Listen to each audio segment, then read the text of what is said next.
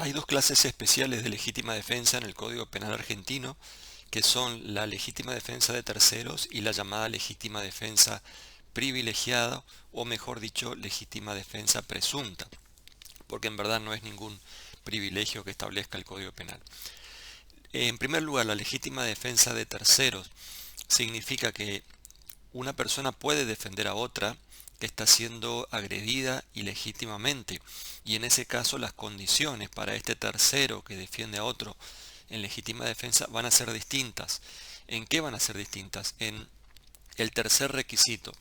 Es decir, para que exista una legítima defensa de terceros hace falta primero una agresión ilegítima, tal como vimos en la legítima defensa propia, la necesidad racional del medio empleado, de la misma forma en que lo vimos en la legítima defensa propia.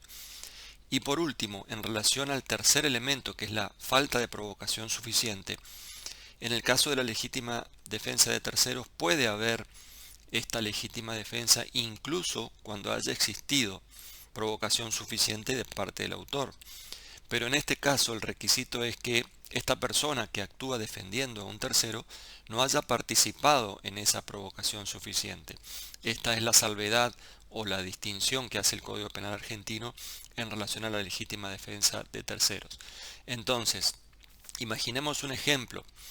Imaginemos que el sujeto A insulta a B y pensemos que ese insulto puede considerarse una provocación suficiente.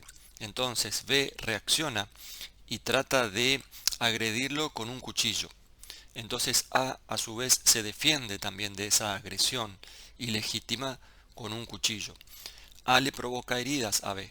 Y cuando B está a punto de matarlo, ahí es cuando interviene el tercero. Ahora interviene C y mata a B en defensa de A. ¿Qué ocurre en ese caso?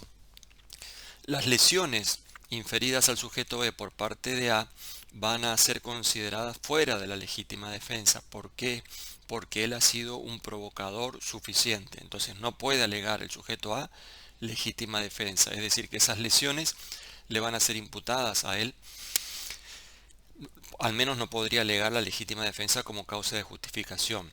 En el caso de C, que defendió al sujeto A de esa agresión de B, este sí puede alegar una legítima defensa, porque adviertan que si bien hubo provocación suficiente, el sujeto C no participó de esa provocación suficiente.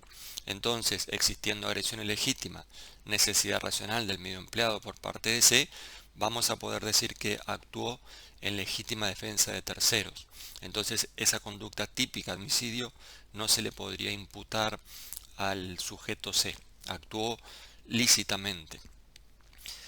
El otro supuesto de la legítima defensa especial es la llamada legítima defensa presunta, que surge de la última parte del artículo 36, inciso sexto, y en este caso el Código Penal dice que se entenderá que concurren las circunstancias respecto de aquel que durante la noche rechazare el escalamiento o fractura de los cercados, paredes o entradas de su casa o departamento habitado o de sus dependencias, cualquiera sea el daño ocasionado al agresor. Y a continuación, igualmente respecto a aquel que encontrare a un extraño dentro de su hogar, siempre que haya resistencia. En realidad, en estos casos, lo único que hace el Código Penal es establecer una presunción iuris tantus, es decir, una presunción que admite una prueba en contrario. Entonces, si se diera alguna de estas situaciones, es decir, si hubiera un extraño durante la noche y opone resistencia cuando el dueño de casa le dice que tiene que retirarse, o si hubiera fractura de las paredes, cercados de la casa o del departamento, en este caso también se va a presumir que existen esos elementos que conforman la legítima defensa. Pero podría probarse, por ejemplo, en un juicio, el fiscal o la querella podría probar que no existió tal situación, es decir, que no existió, por ejemplo, la resistencia a retirarse de ese lugar. En ese caso, obviamente que vamos a decir que no habrá existido agresión ilegítima y por lo tanto no podría haber una verdadera legítima defensa. Entonces, esta legítima defensa presunta o a veces mal llamada privilegiada, lo único que que marca de diferencia en relación a la legítima defensa original es que se va a presumir en principio, si se dan esas situaciones que están descritas en el Código Penal, se va a presumir que existieron los elementos de la legítima defensa.